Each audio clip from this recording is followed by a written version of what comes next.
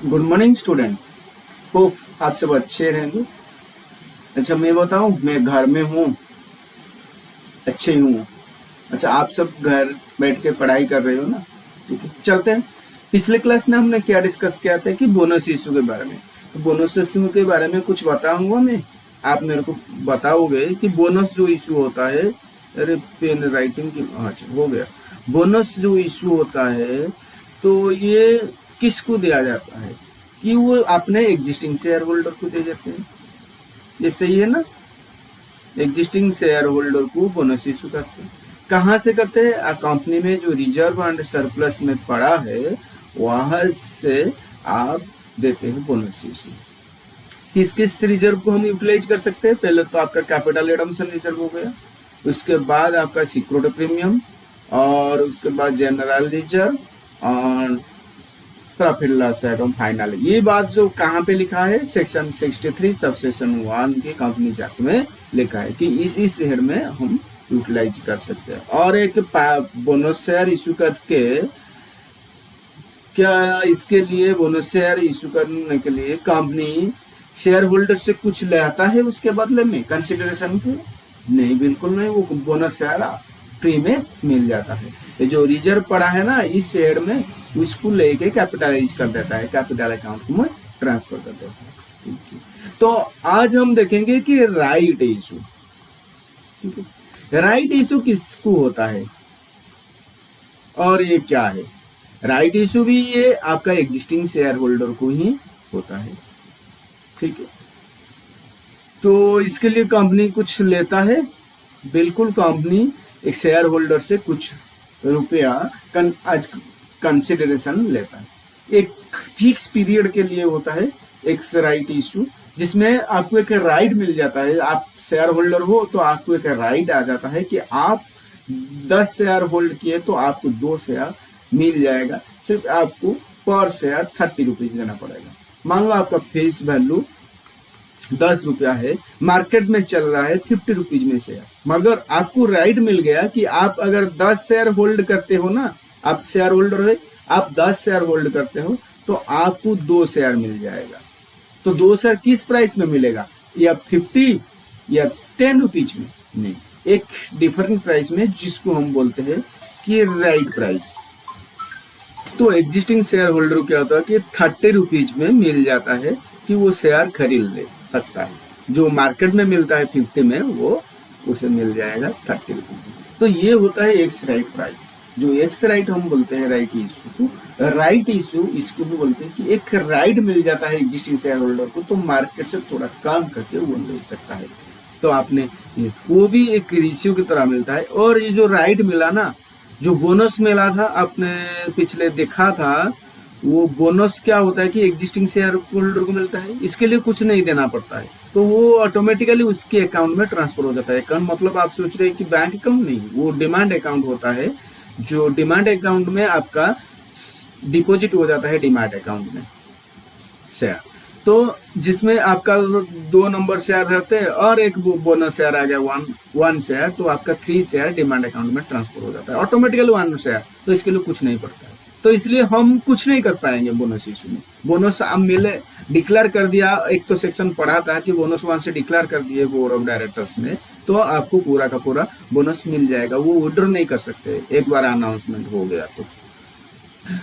मगर यहाँ पे क्या होता है कि राइट में हमको पे करना पड़ता है 30 रुपीज। जब तक हम पे नहीं करेंगे तो हमको किससे मिलेगा राइट शेयर? बिल्कुल नहीं मिलेगा। तो हमारे पास यहाँ पे चॉइस आ जाता है कि हमारे पास क्या आ जाता है? चॉइस। मगर बोनस के टाइम पे हमारे पास बिल्कुल चॉइस नहीं होता था, वो हमारे पास आ जाता था, फिर उसके बाद हम चाहे उसे सेल कर सकते थे। मगर राइट में हमारे पास चॉइस आ जाता है, तो चॉइस हमारे पास ऑप्शन, चॉइस मतलब हमारे पास ऑप्शन, कितने ऑप्शन आ जाता है? 3 ऑप्शन आ जाता है। मैं पूरा ले जाता हूँ प्रैक्टिकल के तरह, तो आपको कोई बोरिंग नहीं लगे उसे में, तो मैं ज्यादा डिस्कस नहीं करूंगा थियोरेटिकल पार्ट, इसलिए मैं इस तरह से उसे प्रेजेंट करता हूँ। ठीक है, राइट इशू में आपका क्या होता है ना, जो मिल गया आपको ना, आपका एक ऑप्शन आ जाता है। अगर आप 30 रुपीज पे कर देते हो, पहले वाला सोचो 30 रुपीज मैंने पे कर दिया, तो मेरे को क्या ये शेयर मिल जाएगा। तो मैं कम बोला गया कि ये वाला जो शेयर होल्डर है ना वो ऑप्ट कर लिया कि राइट इशू की ऑप्ट कर लिया। मैं पहले से बता था कि एक पीरियड के लिए राइट इशू होता है।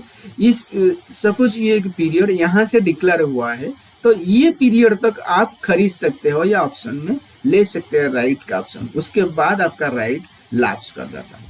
ठीक है, तो यहां से ये जो पीरियड को ना, ये पीरियड के को हम बोलते हैं राइट पीरियड, जिसमें हम राइट को एक्सरसाइज कर सकते हैं।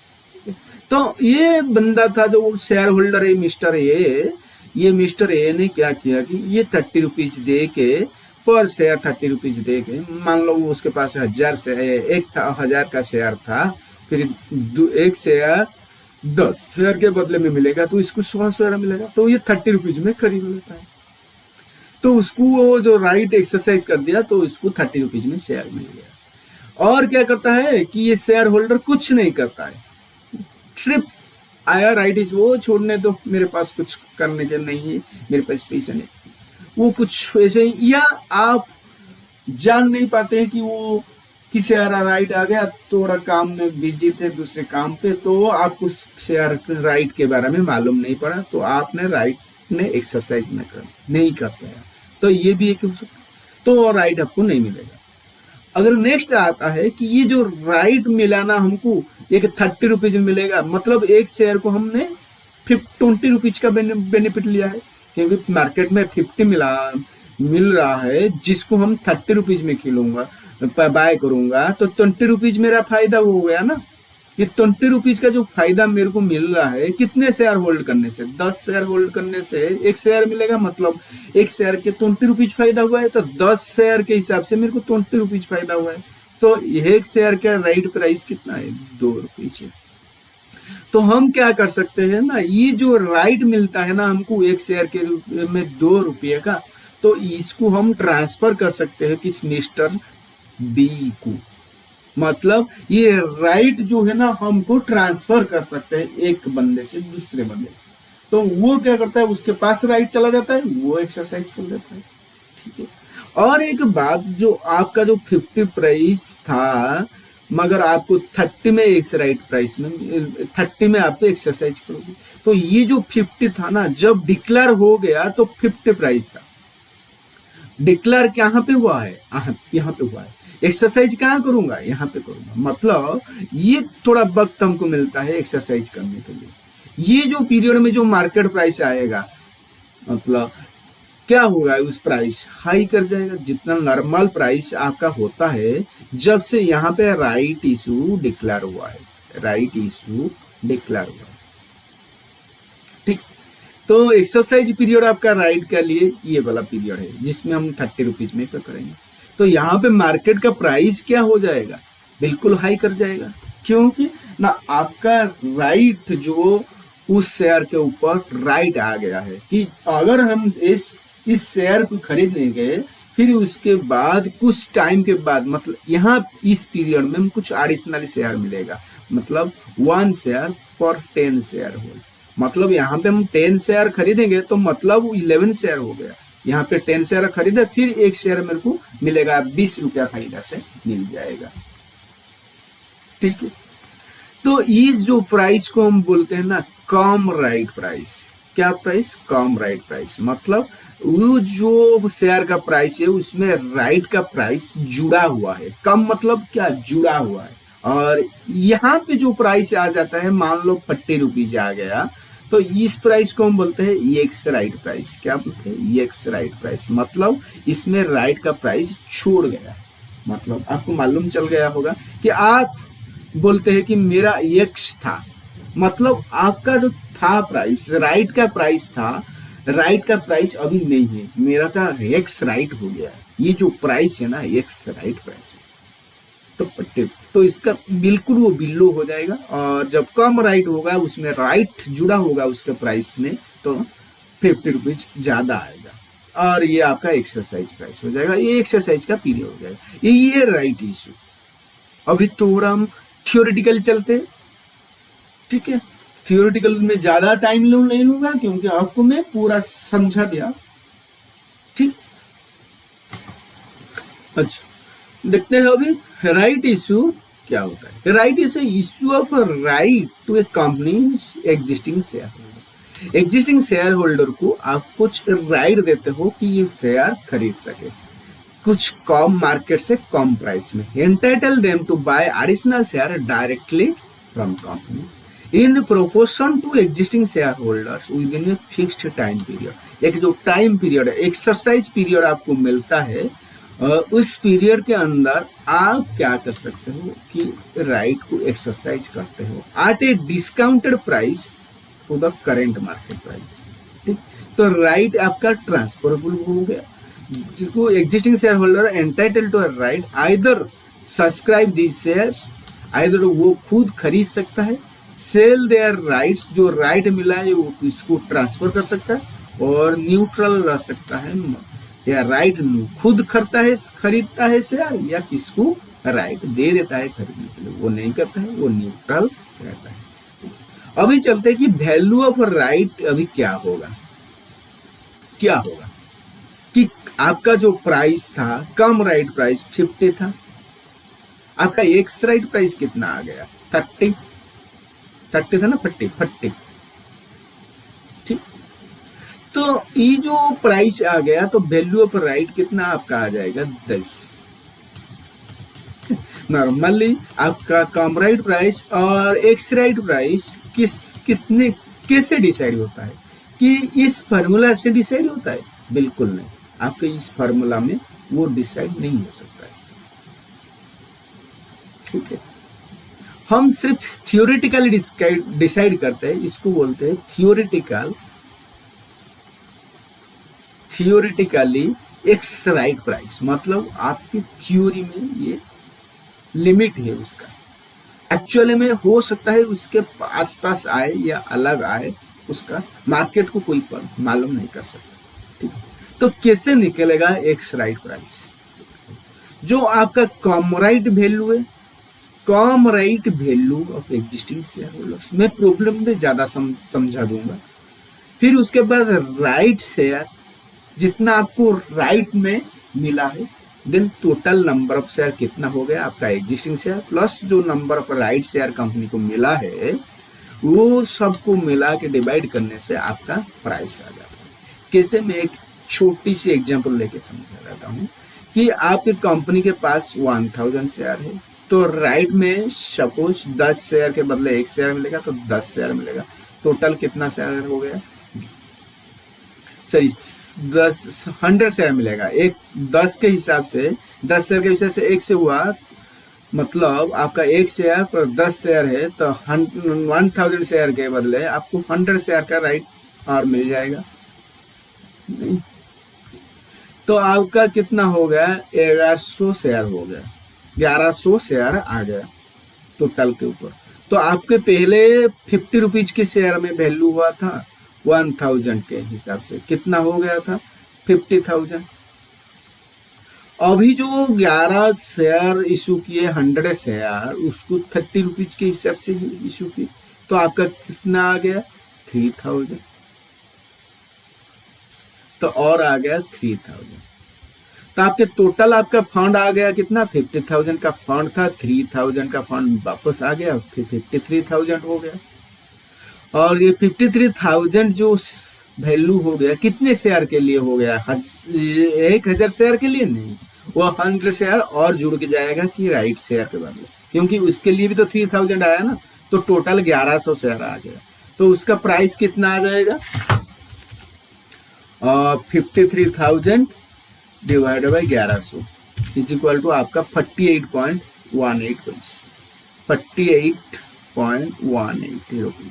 ये वाला आपका एक्स राइट प्राइस होता है। कैसे मालूम होगा? फिर हम लेंगे और एक बार उसको डिस्कस करेंगे। तो अभी के लिए थोड़ा सा समझा देता हूँ, समझाने के लिए आपको अब ये भी ले रहा हूँ मैं, उसको एक डिटेल लेते हैं। ठीक है, अभी चलते हैं कि प्रॉब्लम वो एग्जाम्पल लेते हैं, उसके ऊपर हम समझते हैं क्या एक्स राइट प्राइस है, क्या एक्स प्राइस है। एक्स छोड़ के जो चला गया, माने राइट छोड़ने के बाद क्या प्राइस आ जाता है। राइट का जो कम एक्सरसाइज पीरियड होता है वो कंप्लीट होने के बाद। और देखते हैं, एक company offers new shares of ₹10 each, अब 40% प्रीमियम, ठीक है, कंपनी ने ऑफर किया किसमें कि 10 रुपीज का शेयर 40% प्रीमियम में ऑफर किया। एग्जिस्टिंग टू शेयर होल्डर्स और 1 फॉर 10 शेयर होल्डर, मतलब आपका राइट शेयर का रेशियो कितना हो गया 1:10, जो 10 शेयर पकड़ेगा उसको एक शेयर मिलेगा। और कितने किस प्राइस में 10 plus 40% premium for 10 rupees. The cum right price, मतलब मार्केट डिक्लेयर होने के बाद राइट उसका प्राइस हो गया 25, मतलब कम राइट प्राइस, जो राइट के प्राइस उसमें जुड़ गया है कि राइट मिलेगा, कंपनी राइट इशू दे रहा है, इसके हिसाब से प्राइस का ज्यादा चला गया ऊपर, उसको बोलते हैं कम राइट प्राइस। अभी तो देखेंगे कि total capital of the company before right issue is 10,000 shares. तो टोटल कंपनी का शेयर कितना है 10,000 शेयर का शेयर है, ठीक है।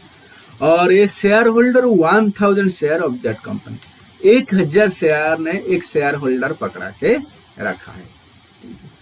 अभी हम देखते हैं कि कैलकुलेट करते हैं कि इम्पैक्ट क्या होता है राइट इशू के ऊपर।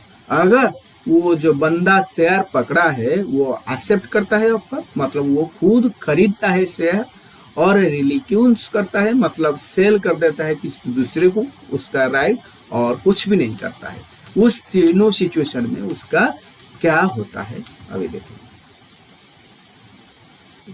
अभी चलिए अभी कम राइट प्राइस हमको मिला गया कि 25 रुपीज, हमको एक्स राइट प्राइस निकलेंगे, कैसे आएगा कि cum right value of existing shares plus right shares then total number of shares including right shares, ठीक है। अभी शेयर के देखेंगे कि कितना आएगा। और अल्टरनेटिव 1 अल्टरनेटिव 2 दोनों मेथड कोई फर्क नहीं है, आप किसी को भी फॉलो कर सकते हो। एक में एक राइट के ऊपर बना हूं, एक कंप्लीट होल्डिंग के ऊपर बना हूं। ये एक राइट के ऊपर हुआ है कि एक राइट के वैल्यू निकालने के लिए, और ये कंप्लीट शेयर होल्डर होल्डिंग के ऊपर, ठीक है।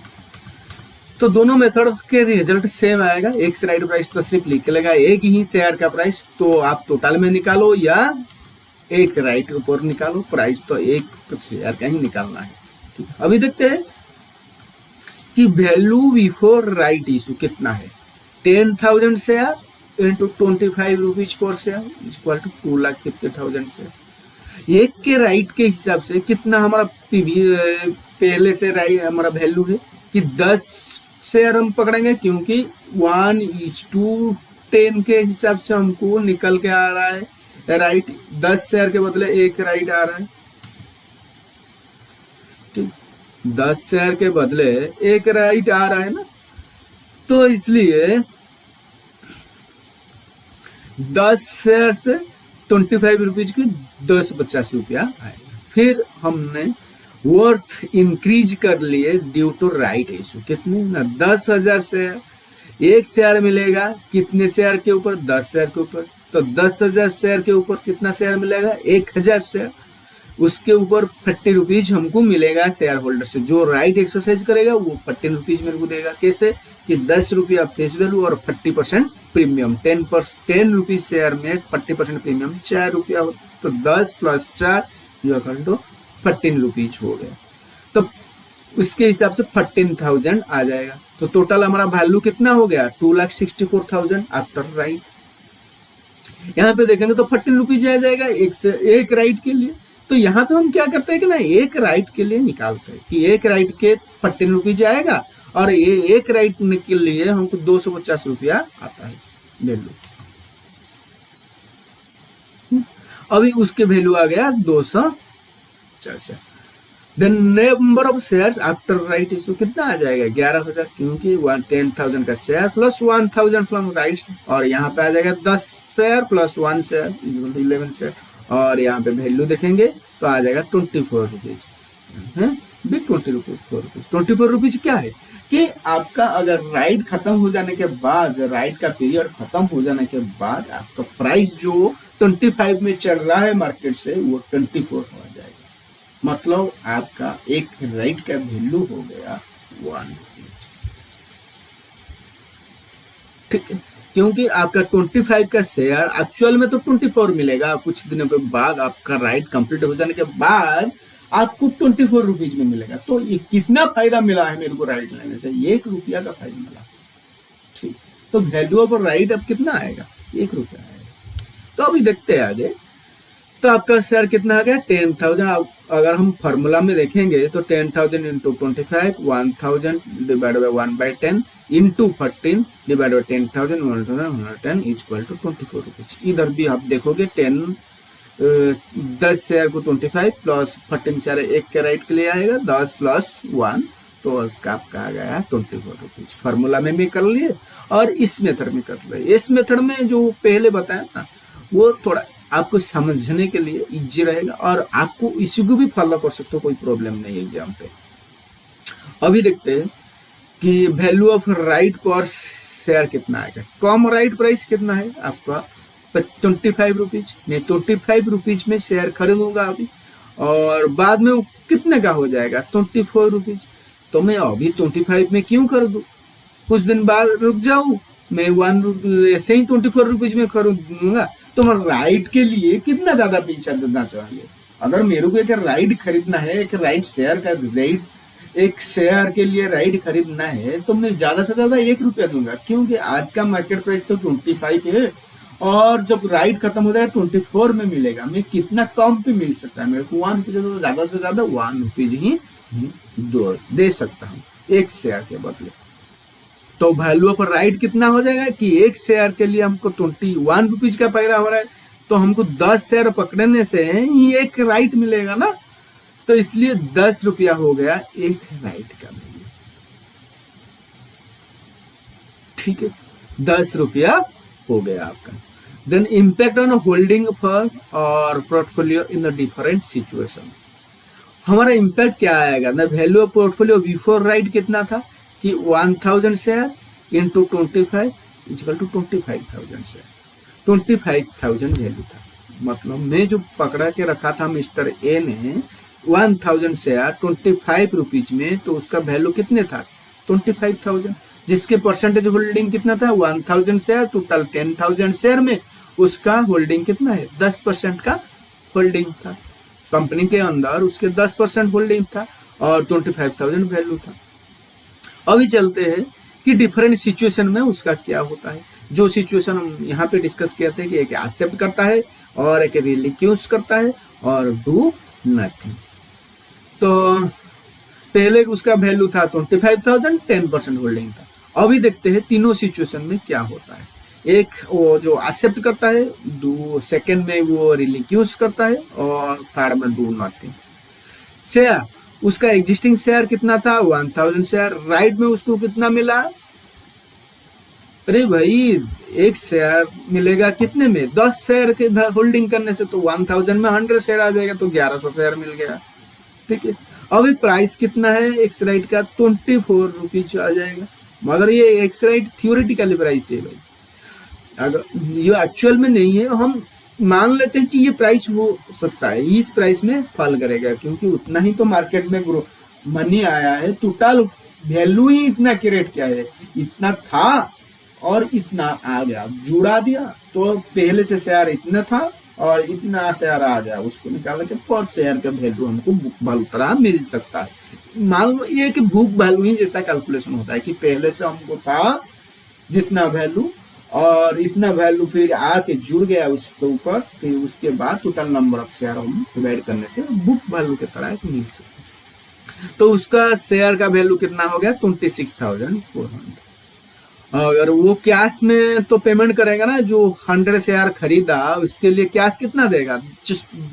14 रुपीज पर शेयर, तो 1400 रुपया कैश दे देगा, तो उसका वैल्यू कितना आ जाएगा? 25,000। ठीक है, कितना आ जाएगा? 25,000, क्यों 26,400 है, मगर 1400 तो वो पॉकेट से जेब से निकाल के दे दिया ना कंपनी को 14 रुपीज पर शेयर, तो इसके बाद उसका कितना वैल्यू आ जाएगा? 25,000 शेयर वैल्यू आ जाएगा। जो क्या दिखा है कि पहले जो 25,000 था, अभी ये एक्सेप्ट करने से ऑफर उसका वैल्यू भी 25,000 हो जाता है, और होल्डिंग जो था कितना 1100 शेयर हो गया, उसके ऊपर 11,000 का शेयर टोटल हो गया, क्योंकि कंपनी के पास 10,000 शेयर था और 1,000 शेयर राइट के हिसाब से आ गया, तो 11,000 शेयर हो गया। और इसमें जिसमें इसमें इसका होल्डिंग था 1100, क्योंकि कैसे ना 1000 का होल्डिंग था, 100 शेयर आ गया तो उसका 1100 हो गया। इस हिसाब से 10% उसका शेयर होल्डिंग हो गया। जो पहले से था अभी उस सेम पोजीशन में अभी चलते हैं कि वो दूसरों को दे देता है, ट्रांसफर कर देता है उसको राइट, ठीक। तो एग्जिस्टिंग शेयर कितना है 1000, तो वो तो कुछ मिलेगा नहीं उसको, क्योंकि वो राइट एक्सरसाइज खुद नहीं किया, वो ट्रांसफर कर दिया। तो 24 के हिसाब से 24,000 उसका शेयर का वैल्यू हो गया। अभी कैश तो रिसीव करेगा, कैसे रिसीव करेगा, वो तो खरीदना नहीं। अच्छा, जो राइट बेचा ना उसका भी तो कुछ वैल्यू है। जो 100 राइट उसके पास था, एक राइट के लिए कितना वैल्यू है 10 रुपये, एक राइट का वैल्यू 10 है। या हम बोल सकते हैं उसके पास कितना शेयर था, है 1000 शेयर, एक शेयर का वैल्यू कितना है राइट में 1 रुपया, ठीक। तो उसमें कैश कितना आ जाएगा उसको 1000 आ जाएगा। अगर ये भी एक थियोरेटिकल प्राइस होता है, मार्केट में जो ट्रेड होता है राइट का सेल परचेज होता है, वो भी फ्लक्चुएट करता है मार्केट के हिसाब से, ठीक है। तो इसमें भी कम बेसी होके अप डाउन हो सकता है वैल्यू में, मगर थियोरेटिकली जो पहले से था वो पहले से ही उसका वैल्यू है, मगर उसका परसेंटेज होल्डिंग कम हो गया। अगर कोई फर्क नहीं, उसका जो पोर्टफोलियो में जितना वैल्यू था, कैश में आ गया 1000 और शेयर वैल्यू में फॉल हो गया। ये सिर्फ उन लोग के लिए जो चाहते हैं कि शेयर को बेचेंगे, कुछ इनकम करेंगे, तो उसके लिए वो राइट बेच सकते हैं। तो उसमें क्या होगा कि शेयर 1% का शेयर चला गया, उसके हिसाब से कैश 1000 चला है, ठीक है। अभी चलते हैं जो कुछ नहीं करता है, ना वो शेयर कुछ को ट्रांसफर करता है राइट, ना खुद खरीदता है वो राइट। तो उसके लिए क्या होता है, वो तो कुछ नहीं किया है, बैठा है, सो गया है, तो उसका जो शेयर 1000 था वही 1000 रह गया, मगर उसका प्राइस गिर गया है 24 आ गया, तो उसका वैल्यू कितना आ जाएगा 24,000। और कैश में क्या आएगा, कुछ नहीं, क्यों, उसने ना शेयर परचेज किया है, परचेज करने से कैश जाता था और कुछ आ जाता था शेयर के बदले, 100 शेयर ज्यादा आ जाता, या किसी को राइट बेच देने से 1000 का कैश आ जाता, मगर वो तो कुछ भी नहीं किया है। Right are last after the exercising period, hence no cash inflow और outflow to the hand of share holder. Share holder के हैंड पर कुछ भी नहीं आएगा, तो कैश में कितना आएगा 0 आएगा। तो टोटल वैल्यू कितना आ जाएगा 24। देखो यहाँ पे क्या हुआ, उसका जो पोर्टफोलियो का वैल्यू था ना 25,000 पहले से था, राइट से पहले 25,000 था, अभी वो गिर के 24,000 हो गया, और शेयर होल्डिंग भी उसका पार्ट, होल्डिंग पोर्शन भी गिर गया उसके साथ। तो एक साधु ने बताया कुछ ना कुछ भी करो, बिल्कुल सोए नहीं रहो, सोओगे तो रिजल्ट ऐसे ही चला जाएगा, आपको पता नहीं चलेगा रिजल्ट कब चला जाएगा, कब गया, कब आपका एज चला जाएगा कुछ मालूम नहीं, उसका आटम पर आटम चलते जाएगा। मगर कुछ एक्सरसाइज करोगे तो जरूर ही आपको बेनिफिट मिलेगा। कौन सी साधु अभी जर्नल एंट्री देखते हैं। बैंक अकाउंट डेबिटेड कितना कि 1000 शेयर में 14 रुपीज का, इसे किस पर्पज के ऊपर जर्नल एंट्री किसके बुक्स में कर रहा हूँ मैं, कंपनी के बुक्स में 1000 का शेयर में मिलेगा, क्योंकि कंपनी ने 10,000 शेयर था, फिर एक शेयर पर 10 शेयर से उसके हिसाब से 1000 शेयर आएगा ना, तो 14 रुपीज से बैंक बैलेंस उसका कंपनी का बढ़ेगा, ठीक। अभी उसके बाद then to equity share capital कितना जाएगा, जितना फेस वैल्यू आपका होता है उतना ही इक्विटी में जाता है, 10,000 इंटू 10 रुपीज, और जो 4 रुपीज का प्रीमियम है वो सिक्योरिटी प्रीमियम अकाउंट को चला जाएगा। मैं एंटर के ऊपर ज्यादा फोकस नहीं करता हूँ इसके लिए, क्योंकि आपको इंटर के बच्चे हैं, तो आपको बिल्कुल मालूम है कि एंट्री में कौन सा डेबिट होता है और कौन क्रेडिट होता है। और शेयर इशू में आप देख चुके होंगे कि शेयर में इशू किस एंट्री पास होता है और क्या, क्यों सिक्योरिटी प्रीमियम, ये सब डेबिट होता है। अभी चलते हैं कि आपका पूरा का पूरा राइट इशू का कंप्लीट हो गया। थोड़ा सा थियोरिटिकली अभी हम लेंगे, मगर उसको थोड़ा मजेदार करेंगे, ठीक है। तो राइट इशू का कुछ एक्सेप्शन है, जहां पे आपका एग्जिस्टिंग शेयर होल्डर को exception to shares issue to existing share holder को नहीं मिलता है। आपको मालूम है ना कि शेयर आप मार्केट में जाओ, खरीद लो, पैसा दो, खरीद लो शेयर, तो उसको हम बोलते हैं पब्लिक इशू। एक एक्सेप्शन हो गया जिसमें एग्जिस्टिंग शेयर होल्डर को नहीं मिलता। जो बोनस इशू में दिखा थे हम कि एग्जिस्टिंग शेयर होल्डर को मिलता है, एलआईडी इशू में भी देखा है एग्जिस्टिंग शेयर होल्डर को मिला है, मगर हम ऐसे कुछ एक्सेप्शन देखेंगे जिसमें एग्जिस्टिंग शेयर होल्डर को शेयर नहीं मिलता है। जैसे कि एक पब्लिक इशू हो गया to a person, to any person, either for cash, for consideration other than cash, if price to such shares is determined by the valuation method. अच्छा, अभी हमारे करंट यहाँ पे चला गया, तो हम क्या करते हैं, कंटिन्यू करते हैं, क्यों बंद क्यों करेंगे। देन उसके बाद एक राइट इशू में हो गया, और एक इशअप होता है जो employees under the scheme of employ stock option हम शेयर इशू करते हैं एम्प्लॉइज को। तो ये एम्प्लॉय में S15 के हिसाब से हम वो डील करेंगे, जिसको हम बाद में देखेंगे, जो आपके सेकेंड ग्रुप में है। तो उसे तो हम यहाँ पे हम देखते हैं कि कितना एक्सेप्शन है। एक एम्प्लॉय स्टॉक ऑप्शन में हो गया, और दूसरी आपका हो गया पब्लिक इशू, और on exchange of other asset liability के बदले हम अगर एसेट लायबिलिटी खरीदते हैं, लायबिलिटी खरीदते कहते हैं कैसे खरीदते हैं, लायबिलिटी मतलब लोन लेते हैं हम, डिबेंचर लोन्स इस मनी बराव करते हैं एज ए लोन की तरह। तो उसके रीपेमेंट के लिए हम क्या करते हैं कि इक्विटी ऑप्शन दे देते हैं कि इक्विटी शेयर ले जाओ कंपनी से, आप कंपनी के पार्ट बन जाओ। तो इस तरह भी हम शेयर इश्यू करते हैं, ठीक है। अभी और स्पेशल केसेस हुआ company has obtain from the interest on the government and government in public interest direct to the debentures और loans to converted to equity share. मगर गवर्नमेंट कुछ डायरेक्शन देता है कि जो लोन लिया है पब्लिक के इंटरेस्ट के ऊपर, वो क्या करता है कि इसके लिए वो देता है कि नहीं, आप जो डिवेंचर लिए या लोन लिए उसको कन्वर्ट कर दो इक्विटी में, शेयर में। तो क्या होता है कि आपका जो लोन होता है, जो आपने ये बैलेंस शीट है, समझ रहे हो, ये बैलेंस शीट है आपका, आप यहाँ पे लोन दिखा के रखा है कितना, 8 करोड़ का, ठीक है, 8 शेयर का लोन दिखा है। तो ये क्या करते हैं ना, लोन अकाउंट जो क्रेडिट हुआ है उसको डेबिट कर देते हैं लोन अकाउंट, कितना 8 करोड़ में। देन 2 शेयर कैपिटल, मान लो आपको शेयर कैपिटल 8 करोड़ में या कुछ प्रीमियम हमने पूरा का पूरा, तो आपका ये लोन यहाँ पे निकल रहे, यहाँ पे कैपिटल बन जाएगा। तो क्या हो गया इसमें कि आपने अपने लोन होल्डर को या फाइनेंसर को आपने शेयर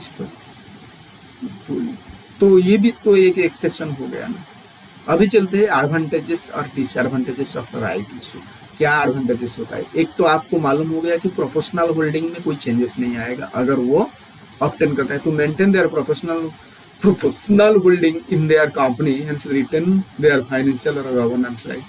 अगर वो प्रोपोर्शनल होल्डिंग में चेंजेस नहीं आता है तो जो जितना पावर उसके था, 10% का पावर मिस्टर ए के पास था ना, अभी भी वो मिस्टर ए के पास वो कंपनी के 10% होल्डिंग है, मतलब मीन्स उसके पास 10% वोटिंग राइट्स है, उसमें कोई डिवाइड नहीं है। उसका फाइनेंशियल और गवर्नेंस जो बिजनेस को कंडक्ट करने के लिए, बिजनेस को मैनेज करने के जितने राइट वो उतने ही राइट उसके पास बराबर करते हैं। मगर कंपनी को उसके बदले में कुछ आ गया मनी, उसका फंड तो कंपनी का ग्रोथ बढ़ गया है, मगर किसी शेयर होल्डर का राइट अफेक्ट नहीं हुआ है। तो अभी और एक well functioning of capital matters, the right is necessary leads to dilution in the value of the shares, how the existing share holders turn not up. देखा कि आप शेयर इधर इशू खुद खरीद सकते हैं या दूसरे को ट्रांसफर करो, आपका कोई शेयर पोर्टफोलियो में, आपका होल्डिंग में कोई पोर्टफोलियो में आपका वैल्यू में कोई गिरावा नहीं आएगा। अगर सो जाओगे तो अलग बात है, जो थर्ड केस में हमने देखा था। राइट इशू एक natural hedge against the issue expenses, company के लिए अगर वो पब्लिक इशू करता है, इसके लिए उसको ऐड करना देना पड़ता है, फिर एक सब्सक्रिप्शन सब्सक्राइब करने के लिए उसको एक एक्सपेंसेस करना पड़ता है, कमीशन देना पड़ता है अंडर राइटर कमिश्नर को, फिर अंडर राइटिंग इतना एक्सपेंसेस को ना वो जो मैनेज कर लेता है। मान लो जो जितना कम में वो दे रहा है ना, मान लो कंपनी इसी हिसाब से चलता है कि जितना हम कम करके देंगे ना, वो जो अगर पब्लिक में हम इशू करते हैं, यहाँ पे देखिए साइड में, अगर 100 रुपीज, अगर आपके पास मेरे पास 100 शेयर है और मैं चाहता हूं कि 100 शेयर पब्लिक में इशू करूं, क्योंकि मेरे पास 10 रुपया आने वाला है और 1000 रुपया और 100 रुपया मेरा एक्सपेंसेस हो जाएगा पब्लिक से जुड़ने से, तो 900 फाइनल कितना आएगा, 900। तो मैं क्या करता हूँ कि राइट इशू कर देता हूँ। तो राइट इशू में क्या होता है कि वो 9 रुपया आ जाएगा, मैं प्राइस सेट कर देता हूँ 9 रुपीज। तो 10 रुपया था तो 1 रुपया में डिस्काउंट करके राइट इशू कर दिया, तो मेरे पास कितना आ गया, 900 रुपया। तो इधर तो मेरे को कुछ एक्सपेंसेस नहीं करना पड़ेगा ना। तो इसमें क्या हुआ कि एक बेनिफिट हो गया, एक तो एग्जिस्टिंग शेयर होल्डर को मिला, और सेकंड में मेरे को जितना रिक्वायरमेंट था फंड उतना ही फंड, ज्यादा क्यों बाहर वाला को दे। तो अपने घर की पीछा घर में ही रह गया। तो एक हेजिंग की तरह हो जाता है कि एक्सपेंसेस को हम जो करते हैं ना पब्लिक इशू से, वो सेव हो जाता है। तो इस सेविंग से हम क्या करते हैं, थोड़ा बेनिफिट दे देते हैं एग्जिस्टिंग शेयर होल्डर। और राइट इशू है ना, image of enhancement of effect of as a public and share holders view positively. मतलब ये एक ऐसे हो गया कि एक पब्लिक भी इसमें सेटिस्फाई है और शेयर होल्डर भी सेटिस्फाई। शेयर होल्डर बोलते कि मेरे को पूछा नहीं, मेरे को तो कुछ मिला नहीं, मैंने तो शेयर होल्ड किया था, मेरे को कुछ नहीं, जो चाहे वो खरीद सकता है, मेरे से कोई मतलब नहीं कंपनी का। तो वो ऐसे नहीं सोच सकता है, नहीं, कंपनी पहले शेयर होल्डर को देता है। और पब्लिक भी खुश है, क्यों कि वो मार्केट से राइट पहले खरीद लेगा, फिर उसके बाद शेयर ले। तो दोनों के पॉइंट ऑफ से देखेंगे तो वो तो बिल्कुल सही है दोनों के लिए, ठीक है। तो इजी और टू एक हैंडल भी होता है, उसमें ज्यादा कुछ नहीं, उसमें राइट इशू करो, कॉल करो, फिर फाइनल कॉल करो, फिर पैसा कलेक्ट करो, उसमें कुछ नहीं, एक बार में आप पेमेंट कर दो राइट का प्राइस और शेयर ले जाओ। डिसएडवांटेज क्या है, right issue invariable leads to dilution in the market value of the shares of the company. Share का कंपनी के मार्केट डाइल्यूशन ही करेगा, जो देखा था ऑलवेज आपका एक राइट प्राइस कम, राइट प्राइस कम होगा। Attractive price of the right issue should be objectively assessed against its true worth to ensure get a bargain deal. Attractive price आप दिखाओगे राइट इशू में, तो एक हो गया ना, कंपनी के पास इतना बार्गेन पावर है, एक नेगेटिविटी क्रिएट हो जाएगा, ये एक डिसएडवांटेज होगा। अभी देखते हैं कि इफेक्ट्स क्या होता है राइट इशू के ऊपर। तो maintain of existing shareholders proportional holding in company and retain their financial and governance rights, जो हम एडवांटेजेस में देखा था, एक dilution in the value of share और image and convenience to handling issue, ठीक है। अभी ये सारे के सारे हमने एडवांटेजेस डिसएडवांटेजेस में हम डिस्कस किए, तो इसलिए मैं दोबारा डिस्कशन में नहीं लूंगा ये पार्ट, क्योंकि आपका टाइम का इम्पोर्टेंट वैल्यू होता है और मैं चाहता हूँ कि टाइम आपका ज्यादा नहीं लगे। तो ये ही पर्पज होता है स्मार्ट क्लास के, एक तो कंसेप्ट पूरा लो और टाइम भी बचत करो। अभी चलते हैं कि इंस्टीट्यूट के एमसीक्यू के ऊपर हम एक एक डिस्कस करेंगे। इससे पहले आप कुछ टाइम के लिए ब्रेक ले जाओ, ठीक है। Good morning. चलो क्वेश्चन नंबर 1 पे आते हैं हम कि Which of the following cannot be used for issue of bonus share as per the Companies Act? Companies act के हिसाब से कौन सी रिजर्व हम बोनस इशू पे यूज नहीं कर सकते। एक सिक्योर्ड प्रीमियम हो सकता है एज पर सेक्शन 63 सबसेक्शन 1 पे ये लिखा है, सिक्योर्ड प्रीमियम हो सकता है। कैपिटल रिडक्शन रिजर्व हो सकता है, मगर नहीं हो सकता है आपका रिवैल्यूएशन रिजर्व। अभी चलते हैं, which of the following statement is true with regard to declaring and issuing bonus share. Bonus share के हिसाब से कौन सा स्टेटमेंट सही है? Assets are transfer from the company to share holder, गलत है। Then a bonus issue is the same as a declaration of dividend, the bonus issue is the same as a declaration of dividends, not, वो भी गलत है। Bonus issue same नहीं होता है declaration, जैसे डिविडेंड डिक्लेयर करते हैं उसे बोनस इशू नहीं है। तो एक bonus issue results in increase in reserve, bonus issue results in decrease in reserve surplus, बिल्कुल, क्योंकि हम रिजर्व सरप्लस से निकाल के कैपिटलाइज कर देते हैं, शेयर कैपिटल ट्रांसफर, तो इसलिए डिक्रीज होता है, ये वाला सही आपका है। और which of the following statement is true in the case of bonus issue? Then convertible debentures holders will get bonus shares in same proportion as to existing shareholder। मैं बताया था कि अगर सेम क्लास का कोई डिबेंचर है जिसको convert करना है फ्यूचर में सेम शेयर में, सेम राइट इक्विटी शेयर में, देन उसके लिए कुछ रिजर्व जरूर रखनी चाहिए, तो ये भी सही हो गया।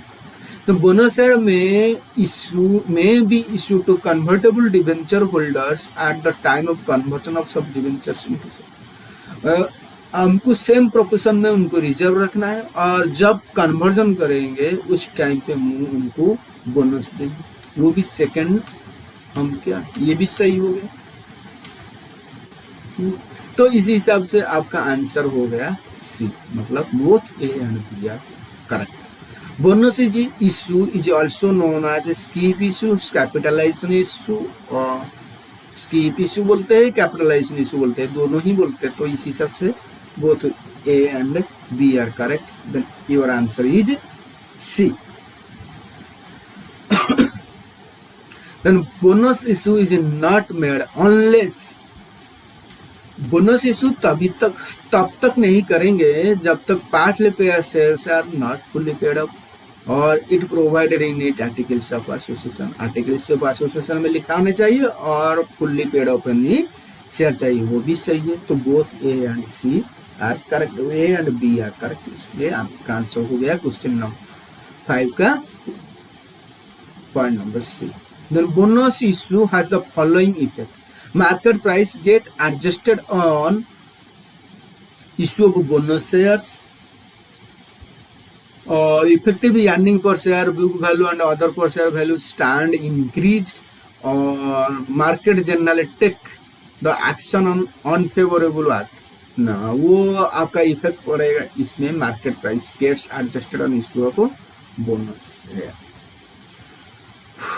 एबीसी लिमिटेड, क्वेश्चन नंबर 7 पे आते हैं। ABC limited reserve to issue bonus shares, which of the following is not a prerequisite for issuance of bonus share. Authorisation of articles of association जरूरी चाहिए प्रीरिक्विजिट बोनस के लिए। Timely payment of statutory due, वो भी होनी चाहिए। Then sufficient balance in bank account, ये वाला क्लॉज तो नहीं लिखा था, तो ये आपका आंसर गलत नहीं आपका आंसर होगा, क्योंकि वो बता क्वेश्चन पूछ रहा है कि कौन से आंसर गलत है, कि आपका प्रीरिक्विजिट नहीं है। In case of further issue of shares, the right to renounce the shares in favour of third party, क्या बोल रहे क्वेश्चन नंबर 8 ने,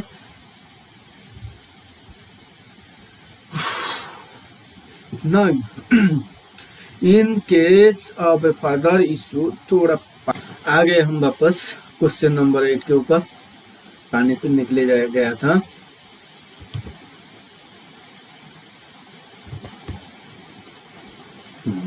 question number 8, in case of further issue of shares, the right of reannounce the shares in favor of a third party must include a right exercisable by person concerned to reannounce the shares. So include a right exercisable by person connected to reannounce the share is deemed to include a right exercisable by person concerned to reannounce the share subject to provisions under the articles of the company। ये सही है।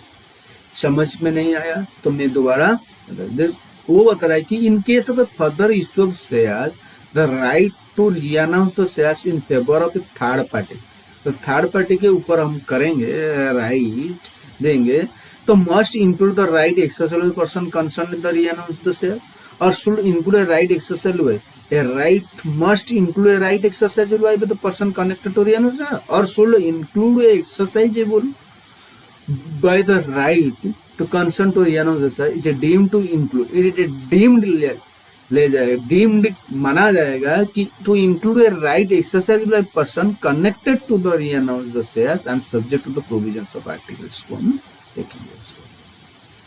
Question number 9 पर ऊपर आते हैं, एक company shares face value is 10, book value is 20, right price is 30, मतलब right में हम खरीद सकते 30 में, जिसका बुक वैल्यू है 20 और फेस वैल्यू है 10, market price is 40, while recording the issue of right share the security premium will be credited, कितने का क्रेडिट करेंगे, फेस वैल्यू तो 10 रुपया है, हम कलेक्ट करते हैं कितने में 20 रुपया में, क्योंकि बुक वैल्यू उसका 20 है, राइट प्राइस है 30, ठीक है, तो 30 में हम लाएंगे राइट इश्यू करके 10 रुपया बुक वैल्यू, 20 रुपये पर शेयर हम सिक्योरिटी प्रीमियम बुक करेंगे, तो आंसर आ जाएगा कितना 9 number B.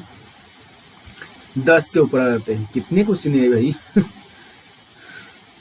Right shares enable existing share holders to maintain their proportional holding in the company, सही है। Right share issue does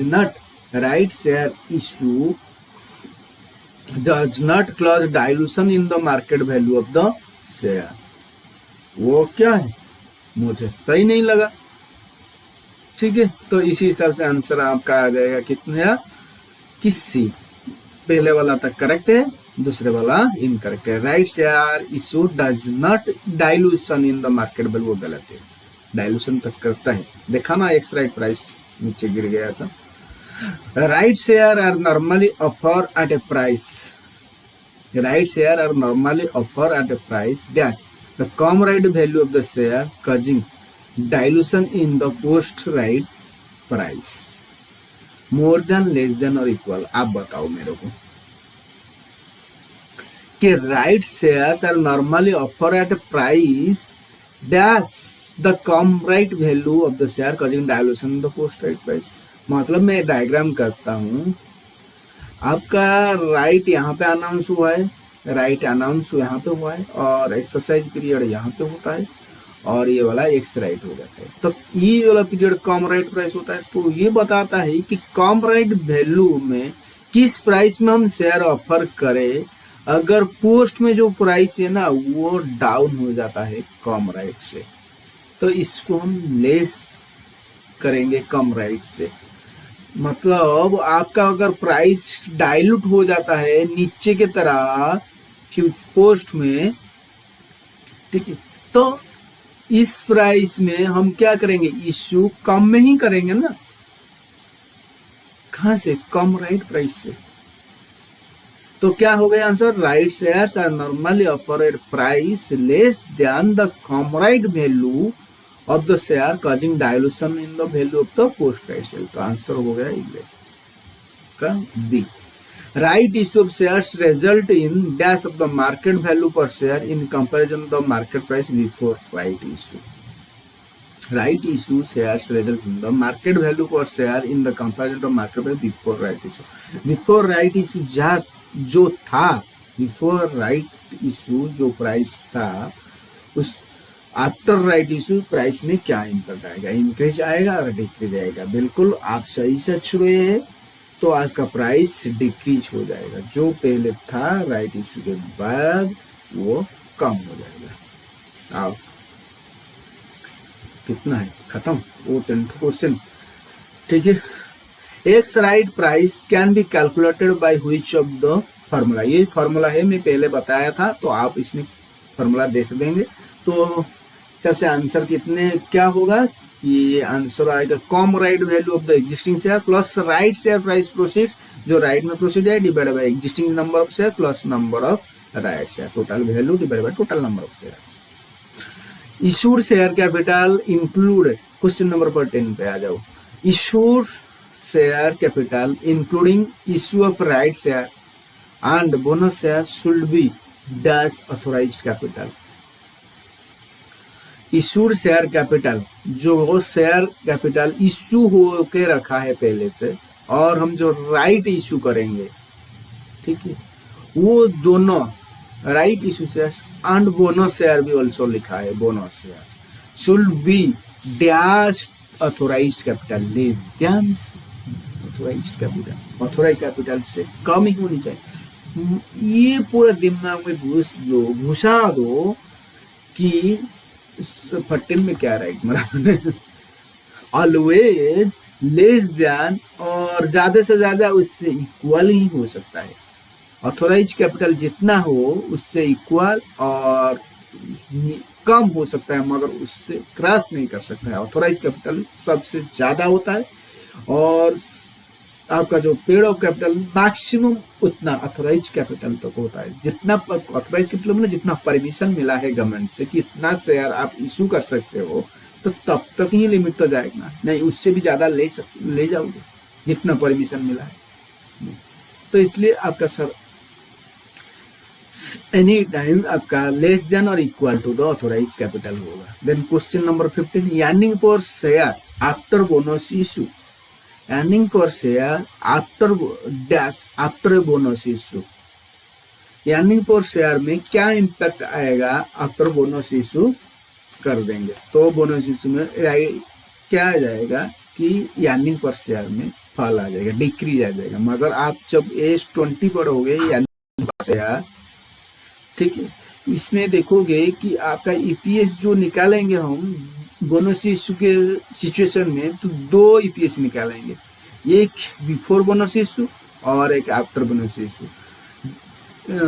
before bonus issue निकालेंगे कैसे कि हम मान लेंगे कि जो बिफोर बोनस इशू नहीं, सॉरी गलत बताया, मैं मेरा स्टेटमेंट विड्रॉ करता हूँ। नेक्स्ट 20 में हम जो ईपीएस निकालेंगे तो 2 तरह का अगर बोनस इशू के सिचुएशन में हम 2 तरह का ईपीएस निकालेंगे, 2 ईपीएस निकालेंगे। एक तो आपका जो बोनस इशू के इम्पैक्ट दे के जो आ गया आपका ईपीएस वो निकलेगा। दूसरा हम निकालेंगे कि मान लेंगे कि बोनस इशू पहले से हुआ है, तो इसी हिसाब से बोनस इशू में ईपीएस कितना आएगा ये एक निकालेंगे। तो आप एज 20 में ये बात क्लियर होंगे। अभी के लिए बाय बाय। तो क्वेश्चन भी खत्म हो गया और इसके साथ आपका राइट इशू भी खत्म हो गया। तो अभी के लिए इतना ही। Thank you very much.